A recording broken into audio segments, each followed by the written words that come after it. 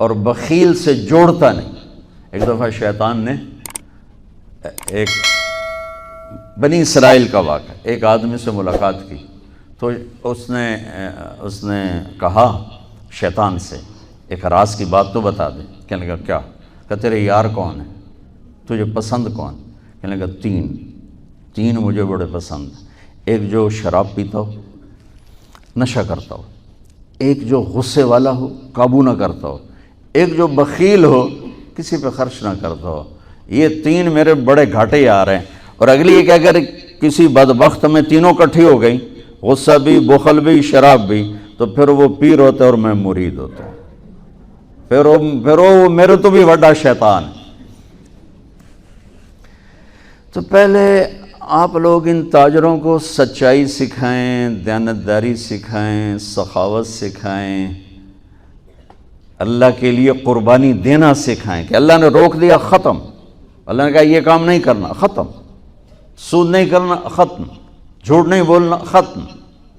دھوکہ نہیں دینا، ختم۔ سچائی دیانتداری پہ جمنا ٹھیک ہے، جاتا ہے تو جائے، آتا ہے تو آئے، رزق تو اللہ کے خزانوں میں ہے۔ اس معاشرے کے ساتھ یہ نسل اگر چلے گی تو وہی کرے گی جو یہ کر رہے ہیں۔ پھر آپ لوگوں کے پاس بھی جمع تفریق ہی ہے، جمع تفریق، جمع تفریق، جمع تفریق۔ ان کے سارے دماغ جمع تفریق میں کھپ جاتے ہیں، انہیں پتہ ہی نہیں میرا نبی کون تھا، کیا تھا، کبھی سنتے ہی نہیں ہمارے نبی کون تھے، کیا تھے۔ تو راہبری کا حق لے کر تو وہ تشریف لائے تھے جنہوں نے سچائی سکھائی، دیانتداری سکھائی، محبت سکھائی، حیا کو سکھایا، پاک دامنیوں کو سکھایا، سخاوت کو سکھایا۔ حضرت علی سے کسی نے پوچھا کوئی حسرت، حضرت علی سے کسی نے کوئی حسرت، کہنے لگے جتنا علم تھا اتنا کسی نے لیا نہیں، جتنی سخاوت تھی اتنا کسی نے مانگا نہیں، جتنی سخاوت تھی اتنا کسی نے مانگا نہیں۔ یہ 2 حسرت ہیں میرے دل۔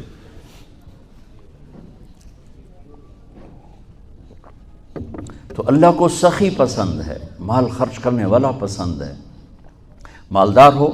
اچھا ایک ہوتا ہے بخیل، اللہ کہتا ہے بخیل جہنم کے قریب، اللہ سے دور، لوگوں سے دور، جنت سے دور۔ سخی اللہ کے قریب، جنت کے قریب، لوگوں کے قریب، جہنم سے دور، اللہ کا پیار۔ جب بنی اسرائیل نے بچھڑے کی پوجا کی تو اللہ نے کہا سب کو قتل کرو، سارے۔ جب سامری پکڑا گیا جس نے شروع کروائی تو اللہ تعالیٰ نے اس سے سفارش کی، اے موسیٰ سامری کو چھوڑ دے۔ کہا یا اللہ سامری کو چھوڑ دوں؟ اسی نے تو بچھڑا بنایا، اسی نے تو یہ شرک کروایا، تو کہتا سامری کو چھوڑ دوں؟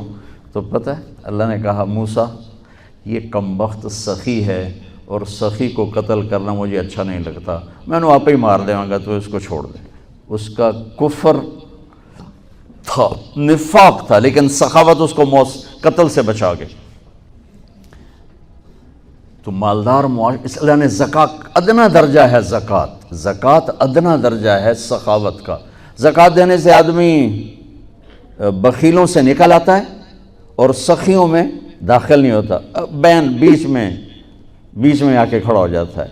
اس پر بخیل کا لیبل بھی نہیں اور اس پر سخی کا لیبل بھی نہیں، درمیان میں آ جاتا ہے۔ ایک دفعہ خسرو پرویز کے دربار میں ایک مچھیرا مچھلی لے کر آیا، اس کو بڑی اچھی لگی، انہوں نے کہا اس کو 4000 درہم دے دو، کہیں یہ 4000 دینار دے دو۔ تو جب وہ اس کو دیے تو اس کی بیوی شیری نے اس کے کان میں کہا اتنی بڑی دولت تو نے مچھلی پر دے دی، تو خزانہ خالی ہو جائے گا، یہ مچھلی واپس کرو اور پیسے اس سے لو۔ تو خسرو پرویز نے کہا میں اتنا بڑا بادشاہ ہوں، مجھے شرم آتی میں اس سے پیسے واپس لوں، میں نہیں لیتا۔ وہ کہنے لگی میں تمہیں طریقہ بتاتی ہوں، تم اس کو بلا کے پوچھو یہ مچھلی نر ہے یا مادہ، وہ کہے گا نر ہے تو تم کہنا ہمیں مادہ چاہیے تھی، واپس لو ہمارے پیسے دو۔ وہ کہے گا یہ مادہ، تم کہنا ہمیں نر چاہیے تھا، پیسے واپس۔ ٹھیک، انہوں کو بلایا، ہاں بھائی یہ مچھلی نر ہے یا مادہ؟ کہا حضور خسرا نہ نر ہے نہ مادہ ہے۔ 4000 اور دے دو، بیچ کی چیز۔ ہمارے کہا نا زکوٰۃ دینے والا سخی نہیں ہوتا، سمجھ رہے ہو؟ زکوٰۃ دینے والا بخیل بھی نہیں ہوتا، سخی بھی نہیں ہوتا، بخیلوں سے نکل جاتا ہے، سخیوں میں انٹر نہیں ہوتا۔ 2.5 روپے پر 1 پیسہ بھی زیادہ کر دے تو سخیوں میں نام آ جائے گا، سخیوں میں نام آ جائے گا۔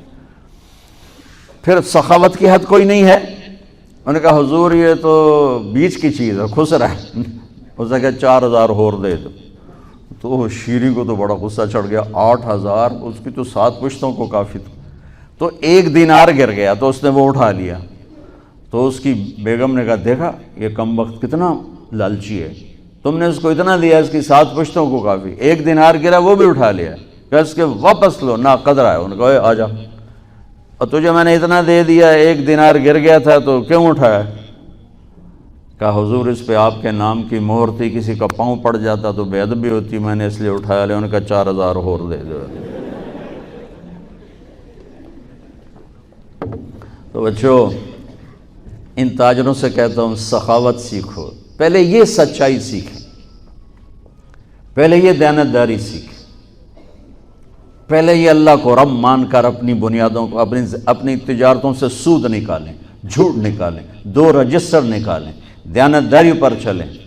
اللہ کی قسم زمین آسمان کے دروازے اللہ تعالیٰ کھول دے گا، اور غریبوں پر خرچ کریں کہ اللہ تعالیٰ کو پسند ہے۔ اللہ چاہتا تو سب کو مالدار بنا دیتا، لیکن بعض کو بعض کا حاجت مند بنایا کہ اللہ کو دینا پسند ہے، اللہ پاک کو محبوب ہے سخاوت۔ ایک صحابی آئے، یا رسول اللہ ضرورت مندوں کو میری مدد فرمائیں۔ تو آپ نے فرمایا ابھی تو میرے پاس ہے نہیں۔ اس نے کہا تو میں لے لیتا ہوں کسی سے، پھر آپ میری جگہ بھر دینا۔ آپ نے کہا ہاں ٹھیک۔ تو حضرت عمر پیچھے سے بولے یا رسول اللہ یہ کیا بات ہوئی، آپ کے پاس ہے آپ خرچ کریں، آپ کے پاس ہے نہیں اور آپ اس طرح لوگ آپ کے نام پہ قرضے اٹھائیں پھر آپ دیتے پھریں، یہ نہیں کرنا چاہیے۔ تو پیچھے سے ایک اور صحابی تھے عبداللہ بن حذیفہ، ان کا یا رسول اللہ انفق ولا تخش من ذی العرش خلالا، یا رسول اللہ خرچ کریں اور عرش والے سے تنگی کا ڈر نہ کریں۔ تو آپ مسکرائے، آپ نے کہا مجھے اللہ نے اسی بات کا حکم دیا ہے کہ میں خرچ کروں اور عرش والے سے تنگی کا ڈر نہ کروں۔ بہرحال بچوں سچ سیکھو، یہ تمہاری، میں درد سے کہتا ہوں کہ ہمارے تعلیمی ادارے نہیں ہیں، کاروباری ادارے ہیں۔ یہ بچوں کو علم نہیں دے رہے، اور تم بھی کوئی طلبہ نہیں ہو، تم بھی ڈگری والے ہو، تو انہوں ڈگری چاہیے تو نوکری چاہیے، بھائی میں تجھے انگوٹھے چھاپ ہو۔ تمہیں علم کا شوق نہیں، انہیں دینے کا شوق نہیں، انہیں بھی کمائی کا شوق ہے اور تمہیں صرف جاب اور ڈگری کا شوق ہے۔ نہ تم میں کوئی علم والا ہے، نہ وہ عشق میں رہیں گرمیاں، نہ وہ حسن میں رہیں شوخیاں، نہ وہ غزنوی میں تڑپ رہی، نہ وہ خم ہے زلف ایاز میں۔ دینے والوں کو دینے کا شوق نہیں، لینے والوں کو لینے کا شوق نہیں۔ علم تو مر مٹ گیا ہے، وہی قوم سر اٹھا کے زندہ رہے گی جن کا علم اپنا ہوگا۔ تمہارا علم تو باہر سے آتا ہے۔ آج تک ڈاکٹر کہتے رہے مکھن نہ کھاؤ، ملائی نہ کھاؤ، گھیو نہ کھاؤ، دل بند ہو جائے گا، کولیسٹرول بڑھ جائے۔ اب میرا بھائی دل کا ڈاکٹر ہے، اب کہتا ہے کھاؤ۔ میں کہوں کہ امریکہ کی رپورٹ آ گئی، تو تمہارا سارا آقا تو ادھر بیٹھا ہوا ہے، وہ کہیں گے یہ چلا دو چل جائے گا، کہیں روک دو تو رک جائے گا۔ بچوں میرا معاشرہ بہت زوال کا شکار ہے، آپ میری نسل ہو، میری اولاد ہو۔ میں بہت تھکا ہوا تھا، مجھے یہ نعیم بھائی نے رات کہا، میں نے کہا ایک تو تیری مجھے بہت ہے عزت احترام کہ میں انکار نہیں کر سکتا، دوسرا یہ میرے اپنی اولاد ہے، اللہ کرے کوئی ایک بھی سچ بولنے والا ہو گیا اور کوئی ایک بھی دیانتداری والا ہو گیا تو چلو میری آخرت، میری قبر ٹھنڈی کرنے کا سبب بن جائے گا۔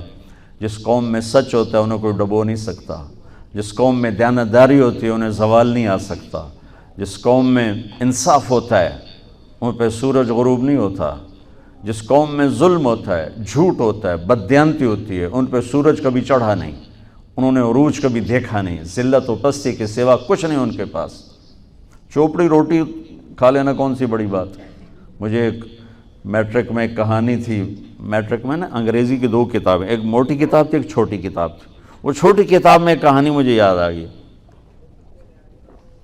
ایک شہری کتا جنگل میں جایا کرتا تھا، تو اس کی نا جنگلی کتے سے دوستی ہو گئی، تو جنگلی کتا جوڑا ماٹکا جو ہڈیاں نکلی ہوئی ہیں، شہری کتا موٹا تازہ. تو ایک دن وہ جنگلی کتا کہتا ہے یار تو کیا کھاتا ہے؟ انہوں نے کہا میں پراٹھے کھاتا ہوں، انڈے کھاتا ہوں، ڈبل روٹی کھاتا ہوں، دودھ پیتا ہوں، گوشت کھاتا ہوں. ان کا یار میں تو نام ہی آج سن رہا ہوں، میں نے تو کبھی کچھ کھایا ہی نہیں ہے یار، میں نے بھی لے چل، میں بھی کوئی کھاوا کو، میں بھی موٹا ہوں. انہوں نے کہا آ جا. تو وہ اس کو لے کے چلا. تو جب جنگل سے نکلے تو روشنی میں جنگلی کتے کی نظر پڑی، گلے میں پٹا. تو وہ کتا کھڑا ہو گیا، کہنے لگا میرے بھائی اے کی ہے. انہوں نے کہا یہ پٹا ہے. وہ کیا ہوتا ہے؟ کہ یہ غلامی ہے. میں کسی گھر کا ملازم ہوں، غلام ہوں، ان کا پہرا دیتا ہوں، ان کی راکھی کرتا ہوں، ان کی نوکری کرتا ہوں، پھر وہ مجھے انڈے کھلاتے ہیں، پراٹھے کھلاتے ہیں، پتہ نہیں کیا. انہوں نے کہا میرے بھائی تجھے تیرے پراٹھے مبارک، مجھے میری آزادی مبارک. میں آزادی میں بھوکا رہوں یہ مجھے زیادہ پسند ہے اس سے کہ کسی کی نوکری کر کے اور میں کسی کا غلام بن کے میں یہ انڈے پراٹھے کھاؤں. پوری امت مسلمہ اس وقت وہ شہری کتے کی مثال ہے. تو میرے عزیزو، سچائی پر آؤ، دیانتداری پر آؤ، انصاف پر آؤ، محبت پر آؤ، درگزر پر آؤ. آپ ابھی بچے ہو، والدین کو عزت دو، والدین کی قدر کرو، اپنے اساتذہ کی قدر کرو.